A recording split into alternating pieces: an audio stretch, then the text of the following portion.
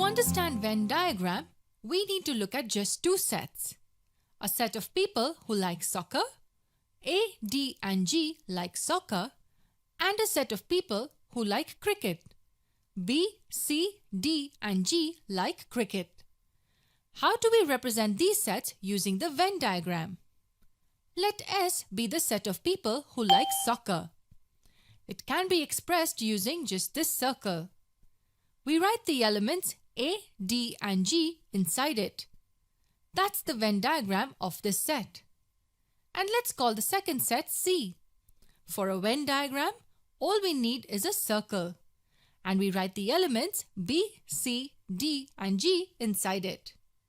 That's how simple the concept of a Venn diagram is. But what's the advantage of drawing a circle and writing the elements inside it? It helps us understand two important concepts: union of sets and intersection of sets. How? We will see that in the coming videos.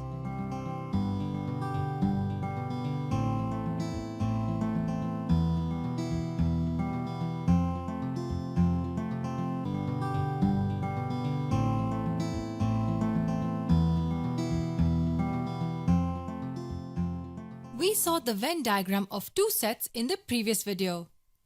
Set of people who like soccer, A, D and G, and a set of people who like cricket, B, C, D and G. Looking at these sets, could you write the set of people who like soccer or cricket? This means that we have been asked for the set of people who like at least one of these sports. We have to find S union C, which actually means S or C or both. A, D and G like soccer. Looking at the cricket set, D and G already like soccer and have been included. B has to be written since it hasn't been included yet. And so does C. This is the set of people who like soccer or cricket. And what is the set of people who like soccer and cricket?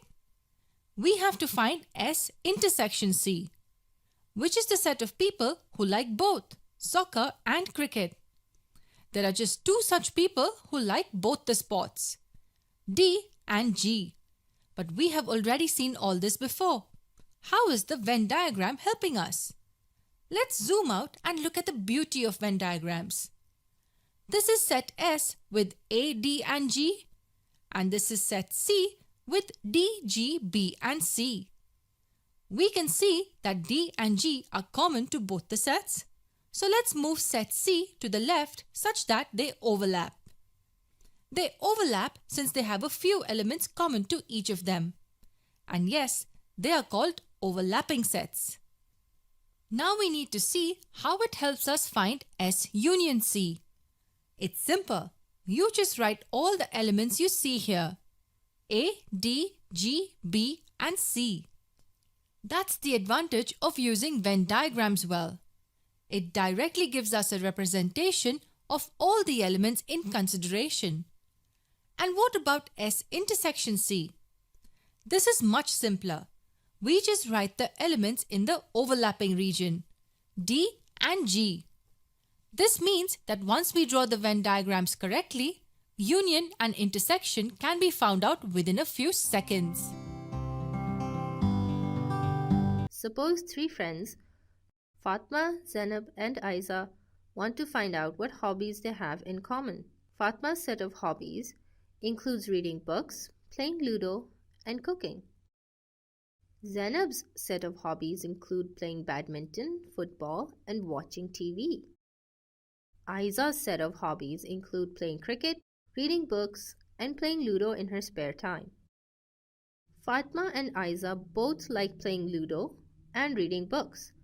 We say that their sets of hobbies are overlapping.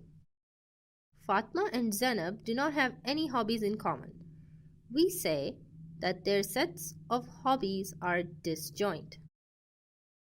Two sets A and B are said to be disjoint if they have no common elements. In other words, A intersection B is equal to an empty set or null set. Let's look at an example. Suppose we are given these sets of numbers Set A contains the numbers 2 and 4, while set B contains the numbers 6 and 8. Since they have no common elements, their intersection is a null set. So these sets are disjoint. Two sets A and B are overlapping if they satisfy two conditions. At least one element is common to both sets, and neither is a subset of the other. Consider these sets of numbers. Set C contains 2, 4, 6, and 8, while set D contains 4, 8, and 12. Observe that elements 4 and 8 are common to both sets, so that C intersection D contains these two elements. Further, C is not a subset of D, since some of its elements are not in D. Similarly, D is not a subset of C either. Therefore, C and D are overlapping sets. Are sets B and C overlapping? Let's recall the two conditions for overlapping sets. Sets B and C have two elements in common, 6 and 8. This satisfies the first condition of overlapping sets. However, set B is a subset of set C, since every element of set B is also an element of set C. This does not satisfy the second condition for overlapping sets. Hence, B and C are not overlapping. Now, try to solve these problems. Let's look at them together. Set X contains the numbers 1 to 4, while set Y contains 0 to 3. They have three elements in common, 1, 2, and 3. Neither is a subset of the other, so they are overlapping sets. Sets S and T have no elements in common, so they are disjoint sets. Sets L and M have two elements in common, 3 and 5. They cannot be disjoint sets. But set L is a subset of M, so they cannot be overlapping sets either. Therefore, sets L and M are neither disjoint nor overlapping sets. To summarize, sets A and B are disjoint if they have no common elements. They are overlapping if there is at least one common element, and neither set is a subset of the other. Suppose we have a set X containing 3 fruits, a watermelon, an apple, and a banana. How many subsets can we obtain from this set? Let us list 4 possible subsets and label them A to D. Subset A has 0 elements. As this is an empty set, it is a subset of every set. Subset B has 1 element. Such sets are called singleton sets. Subset C has 2 elements, and subset D has all 3 elements. In mathematics, subsets of a set are broadly classified into 2 types: proper subsets and improper subsets. Let's look at what proper subset means. If every element of a subset is also in superset X, and there is at least one element of X that is not in the subset, then the subset is a proper subset of X.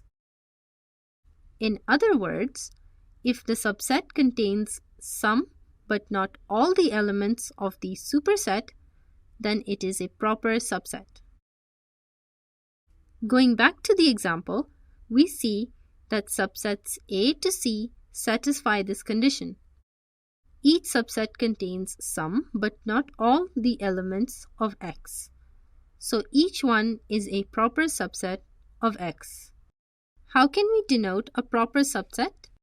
We use this symbol to denote a proper subset. Hence, to show that A is a proper subset of X, we simply write this expression. What if the subset contains all the elements of the superset? You guessed it! We then have the improper subset. If every element of a subset is also in superset X and all elements of X are in the subset, then the subset is an improper subset of X. In other words, an improper subset contains all the elements of the superset. Here, since subset D contains all the elements of set X, it is an improper subset of X. Let us look at another example. We will write down all the subset of set A. First, we find the proper subsets. We just learnt that proper subsets contain some, but not all, the elements of the superset. Hence, set A has two types of proper subsets: those with 0 elements and those with 1 elements. The set containing 0 elements is simply the empty set, denoted by phi. Since there are 2 elements in set A, there will be 2 subsets with 1 element each. The first one contains Karachi, the other contains Lahore. Next, we find the improper subset, which contains all the elements of the superset. Therefore, there is only one such subset which contains all 2 elements. We shall do a quick exercise. Sets R and S are subsets of set B. Determine which is a proper subset and which is an improper subset. Take a moment to think and discuss. Let's review. Observe that set R contains all the elements of set B. Although they are arranged differently, there is no element in P that is missing in R. Therefore, it is an improper subset of P. On the other hand, set S contains some, but not all the elements of set B. Specifically, set S does not contain the elements 4 and 10. Hence, it is a proper subset of P. In this video, we learned about proper and improper subsets. Proper subsets contain some, but not all, the elements of the superset.